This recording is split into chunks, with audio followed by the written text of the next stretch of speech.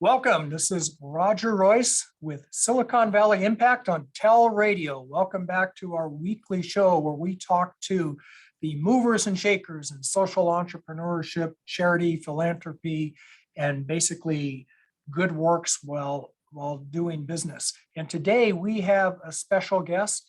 It's Christos Kritikos. He is with a company, Emerging Humanity, which does all of those things. So first of all, welcome and thanks for being here, Christos. Thank you. Thank you for having me on your show, Roger. This is a big honor for me. Thank you. All right. Now, I know, Christos, you're coming to us from Greece today, but you actually you spend most of your time in the US, I understand. So, Silicon Valley is one of the most international places in the world. People are here from all over the world. In fact, there's very few people you meet here that are actually born here. People come here from other places. And I came, from example, myself, I came here temporarily 30 years ago, and here I am. So it's a big community. I think Silicon Valley is more like a state of mind than a geography these days, especially after remote work, which we're going to talk about. So I definitely consider you part of the community. So Christos, could you tell us a little bit about Emerging Humanity and who you are and what you do? Definitely. Well, Emerging Humanity, first of all, started as a concept. To me, Emerging Humanity means the convergence of technology and humanity. Technology has been evolving very quickly, and not surprisingly, society has kind of a hard time catching up sometimes. There is some kind of technological advancement, some progress that solves some things and brings some new features, let's say, into our life, and that also causes some side effects. So it's quite interesting to me. I'm always fascinated with how technology and society somehow converge, how technology and humanity converge, and this is how I came up with the terminology. But also I use that phrase, that title for my company, which essentially works with technology, works with humanity, and leverages technology in order to bring something better to humanity. So we essentially help entrepreneurs, we help founders build successful companies, hoping that this will essentially lead to economic activity, to business activity, and that will lead to development and growth, and hopefully something better for the world around us. Okay, I see. Thanks very much for that. So, technology, it's interesting. I believe, because of where I am and what I do, I really think technology can save the world. I think there's a technology solution to a lot of things. But of course, technology creates its own challenges and problems, doesn't it? I mean, everybody has probably heard the story about how New York City, there was a time when they had horses, that they used for transport, but the manure got to be so high, it became a humongous health problem in New York City, because they just couldn't dispose of all the waste from the horses. So then the car came along and people said, look, automobiles have solved the technology problem, or technology has solved this problem of horses, but then we had pollution, and then of course now we got solutions that help with, reducing pollution, but that technology's created a whole new set of problems, i.e. climate change. So Christos, I guess I'd like to get your take on how technology affects well-being and how it's been good for just general humanity and well-being, and how it's been bad, and how technology can maybe improve well-being. You care to comment? Definitely. For sure. And this is, there's many statistics around that. Definitely humanity has evolved, has progressed the last, let's say, 50 years with technology. There is many more people out of poverty and many more people living in better conditions than any other time in the history of the world and humanity. At the same time, there is two challenges with technological solutions. One is that it's very difficult to be able to think of all the possible scenarios ahead of time and how a solution can create new problems. So that's one. But the second thing is also even more challenging to think of all the different ways in which humans can abuse technology and create new problems. So not only we have technology that solves a problem but creates something else, like for instance what you just mentioned, right? In the case of the cars, they solve the problem of manure from the horses, but they create pollution, right? And this is an inevitable side effect, let's say, of the technology itself. But you also have bad players, so to speak, that could abuse technology in ways that normal people may not think of. And usually the people who create the technology, they don't think of these ways. Even even when they do the worst case scenario analysis and all that stuff. So this is a second challenge there, and we see this a lot, like with hackers, with spammers, with all these things that have become part of our everyday life. And basically it's a side effect of abuse of technology by bad actors, if we want to, call them that way. Well, I would definitely call them that way. Bad actors is really a good, definitely bad actors, but that is a good example. So we're going to take a short break here. This is Roger Royce with Silicon Valley Impact on Tel Radio. We're talking with Christos Kritikos. We're going to take a short break and we'll be right back to continue with our discussion.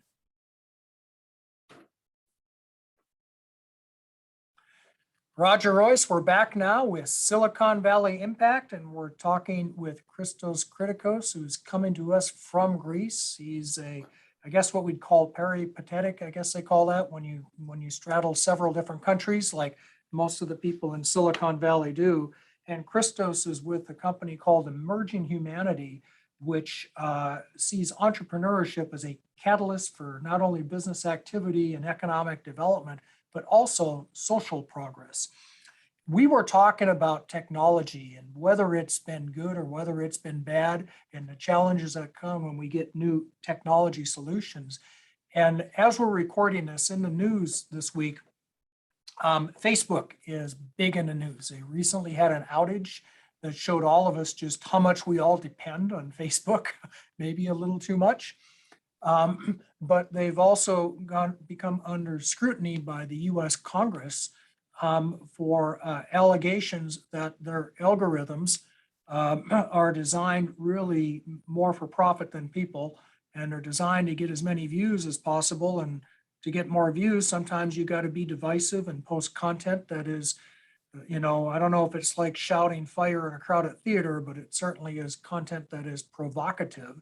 And it's created a whole discussion here in the US around First Amendment and the rights of a company, and whether this company can do what it wants and whether it should be regulated or not, and whether it even is doing anything wrong. We don't know. These are just allegations. But I think we have to acknowledge that social media is a huge impact. And the other thing, Christos, that's coming out of this that I didn't realize is just what a big impact other social media, Instagram and TikTok, I don't even know how to use TikTok, but just the impact it's having on school kids and, contributing to, their health and welfare and mental well-being. I know you've got some thoughts on that, so maybe you could talk about that and what can or should we do to make social media more of an agent for good instead of some of the negative externalities that we've been hearing about. Wow, social media is a very huge, it's a big subject, and there are a lot of different things that we can say, and of course, and approach in different ways. And I'm gonna touch on a few things, and then maybe you can get a little bit deeper on a couple of them if it's inspiring. But one thing about social media is that it definitely it's definitely part of our everyday life in a way that sometimes we don't notice. It's completely intertwined in our everyday life, and to some extent we depend on it. Like you said, a lot of these platforms have been built for engagement, and they have been built in ways that will keep people engaged, generate those clicks and those likes. And so they don't necessarily take into consideration the overall well-being of the audience, but it's more about their time. It's eyeballs, right? It's engagement. So this is definitely one problem, and we see some of the results of that. At the same time, social media, though, it has created a huge democratization of content creation. Traditionally, pre-technology, let's call it that way, a lot of things would go through authoritative gatekeepers. And this is not just news that would go through a news outlet. Even, let's say, music is a very nice example. Back in the days, you would make a cassette tape and try to land a deal with a studio. And then that's it, like a music label would pick you up and they would take care of you. Now, there is no such thing. Technology has disrupted the model. You go straight from the source to the consumer, but that transfers a lot of the responsibility and the weight of those things onto the source. So in the news example, I can be a blogger, I can create a video and post it on TikTok or on YouTube, but now I have to go and get the audience. I have to be the marketing, I have to be the promotion, I have to be all these things. So this creates an unusual, until recently, I would say, burden on all of us, because I cannot just, focus on my skills, on my craft and be okay with it. I also have to worry about anything else. So we have two trends that happen at the same time. From on one side, we have these platforms that they promote engagement and they promote collecting those eyeballs. On the other hand, every single one of us has to worry about these eyeballs, has to worry about getting those. And I think that creates a lot of stress, and unnecessary to some extent, until recently, stress to each one of us. And that has other kind of side effects, of course, in how we interact with technology, how we interact with each other. Now, suddenly I go on a vacation and instead of enjoying the view, I get to take the perfect photo. I go on a dinner, instead of enjoying my meal, I have to worry about posting it. Suddenly, everything is about this online validation and online engagement from each single one of us. And this is where, that starts having, how can I say, it affects our, traditional, so to speak, way of engaging with life and our activities themselves. Yeah, good points. And we'll see how it evolves, especially here in the US and in Europe. But I think social media has been a good thing. It's enriched a lot of people's lives. It's certainly allowed us to, especially during COVID, to stay in touch with folks and talk to folks. But like you say, kind of your example of the hacker, there's always going to be some bad actors out there, that we need to keep an eye on. Hey, this is Roger Royce with Silicon Valley Impact on Tel Radio. We're going to take a short break here and we'll be back. We're talking now to Christos Kritikos, who's with Emerging Humanity, a company that sees entrepreneurship as a catalyst for not only economic development, but social progress. He works a lot with impact entrepreneurship, which is something we're going to talk about as soon as we get back to the break. So stay tuned. Wait, hold on. Welcome back, Roger Royce, Silicon Valley Impact on Tel Radio. We're talking to Christos Kritikos with Emerging Humanity. We're going to talk a little bit now about, we were talking about technology and wellness, and I know you do a lot with technology. Your company and yourself, you span kind of the gamut of accountability, mindfulness, personal leadership. I guess I'd like to shift and talk a little more specifically about some of the things that are going on in the world now and how it affects well-being and what we can do about it. And of course, the big one has been the impact of COVID on all of us. Now we're all going back to work. Stores are opening, restaurants are opening, bars are opening, clubs. We're seeing people on the street. Traffic has gotten bad again in Silicon Valley, which is usually a good sign. Oddly enough. But, it's never going to be the same, is it? We've all found out that we can work remotely. We found out that that's a thing that we can do.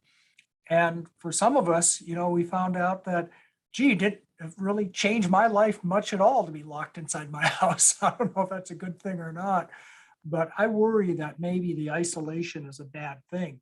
Um, is it? Is that a real concern, Christos? Is there anything we can do about that? Is there a good technology solution to kind of the new paradigm of remote work? Um, no. Well, thank you for bringing this up because it's definitely something that we all experience, and that includes myself.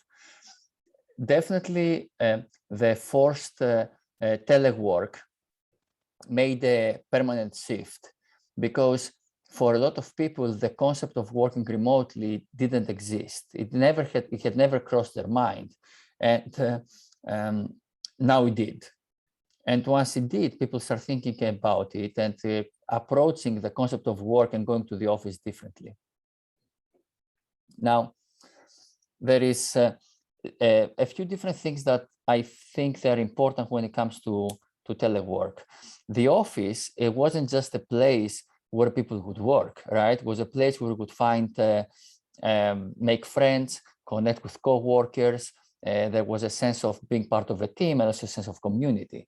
Once we are confined in our homes, a lot of these elements are lost. Definitely Zoom helps us have our business meetings, but the sense of community or being part of a team or having the water cooler conversation, these are lost. And although these are not necessarily directly related to productivity, which is what presumably people do at work, they're still very important elements of our work experience. And for me, the most important of those revolves around community. People need community, want community, they crave community. Back in the days, they would find in the office. Now that they work remotely, they have to find it elsewhere. And I think this is an important element, and technology cannot really solve this. We can make better Zoom meetings. We can have better platforms that would accommodate birthday parties and DJ sets, like all these things that got Zoomified. But the sense of community still, I think, to some extent requires a physical proximity that cannot happen through Zoom. Yeah, that's for sure. I'm with you. I mean, I think that just there's nothing like just being there in person, whether it's at work or whether it's in social community, and I think we've become more efficient now because we can do more remotely, but still we have to have that FaceTime. I mean, that's kind of my view. Hey, before we let you go here, Christos, I would like to talk a little bit about some of the other things that you do, especially with emerging humanity.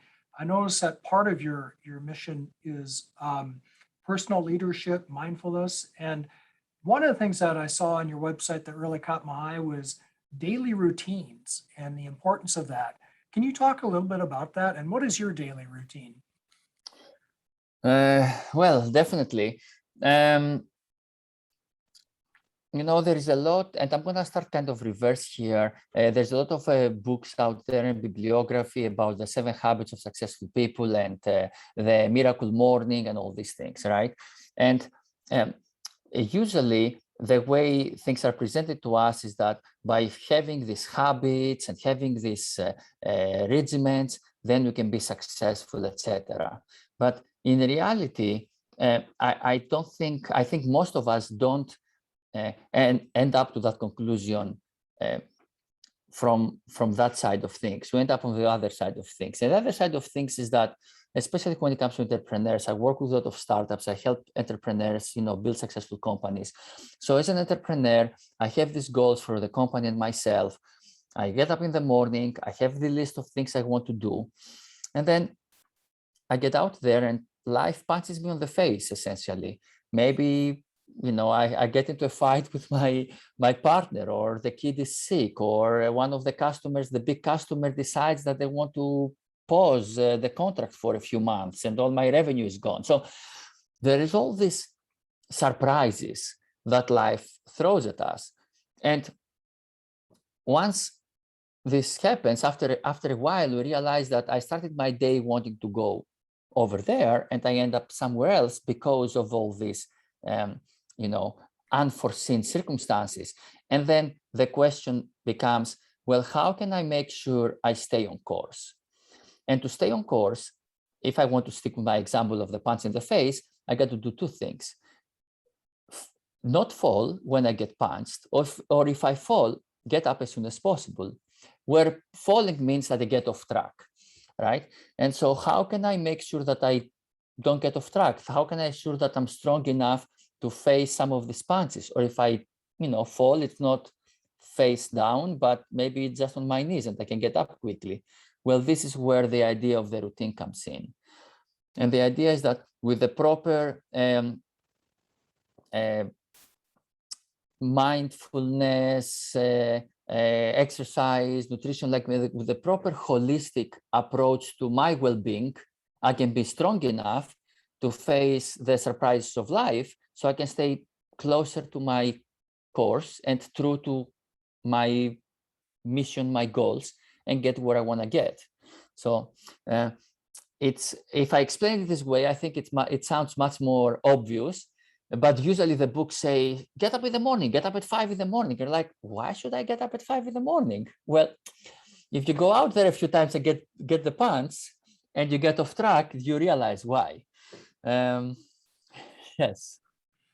Yeah, so that's the importance of routine, I think, is what you're saying, is that it just helps us build that sort of resilience and strength and ability to confront all these unknown things that are going to be thrown at us during the day. Exactly. Is mindfulness a big part of that practice for you? Definitely. Definitely a big part, because it allows me to stay centered, and being centered allows me to not overreact to circumstances, but a little bit think before acting, so to speak, and being able to face also the emotional roller coaster that comes with the adversities of life. If I feel pessimistic, then obviously I will not be as enthusiastic, and I will not be as able to deal with things. If I feel more optimistic, if I feel more excited, I can do better. So mindfulness, for me at least, allows me to stay in control to some extent of what is happening inside me, and that allows me to deal better with circumstances. And meditation is a big part of it. I meditate every morning. I journal every morning. I exercise every day. So all these things, the goal of these things is to maintain that holistic balance and strength to, like you said, have the resilience. Yeah, awesome. Great. Okay, well, I want to thank you. This is Roger Royce with Silicon Valley Impact on Tel Radio. We've been talking to Christos Kritikos. I want to thank you, Christos, for being here and sharing your insights with us. Before I let you get away, could you tell us, if someone wants to hear more or hear more about what you do or Emerging Humanity, how do they get a hold of you? Well, first of all, Roger, thank you so much for having me. Thank you to Silicon Valley Impact and Tel Radio. Emerginghumanity.com is our website, and Startup Coach is my LinkedIn profile. I use LinkedIn a lot. I'm not on too much of the other social media, but I think emerginghumanity.com, the website, is the best way to reach out. Anybody has any questions, any entrepreneur that would like to get to the next level, feel free to reach out. Okay, awesome. Emerging Humanity. You're not hiding. I know you got a website, so just Google that and we'll find you, right? Exactly. Christos Kritikos with Emerging Humanity. This is Roger Royce, Silicon Valley Impact Tel Radio. Thanks for joining us. Be with us next week. We'll see you next time.